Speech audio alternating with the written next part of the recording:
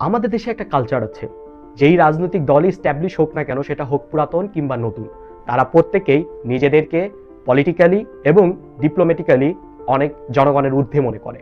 অর্থাৎ তারা মনে করে এই সকল বিষয়ে তারাই সবার ঊর্ধ্বে।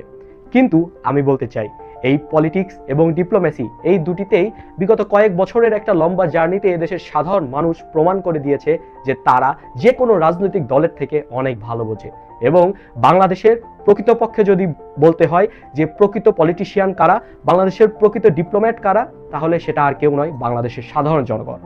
এই জায়গায় বাংলাদেশের সাধারণ মানুষের পলিটিক্যাল আইকিউ যে আর পাঁচটা রাজনৈতিক দলের নেতাদের থেকে কম নয়, সেটা আমাদেরকে স্ট্যাবলিশমেন্ট করতে হবে এই নির্বাচনে ভোটের মাধ্যমে।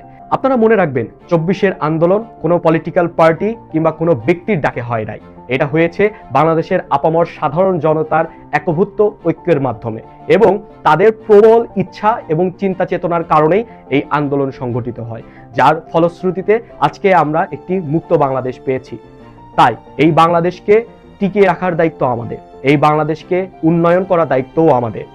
5 বছর যেই সরকারি ক্ষমতায় নিক না কেন, সেই সরকার যেন আমাদের মালিক হয়ে উঠতে না পারে, সেই সরকার যেন আমাদেরকে তাদের প্রয়োজনে ব্যবহার করতে না পারে, এটা ইনশিওর করার দায়িত্বও আমাদের। তাই আপনার ভোটটি আপনি অবশ্যই এমন ব্যক্তিকেই দিবেন যিনি যোগ্য এবং যিনি আপনি যে দেশের মালিক এই জিনিসটা স্ট্যাবলিশ করতে আপনাকে সাহায্য করে।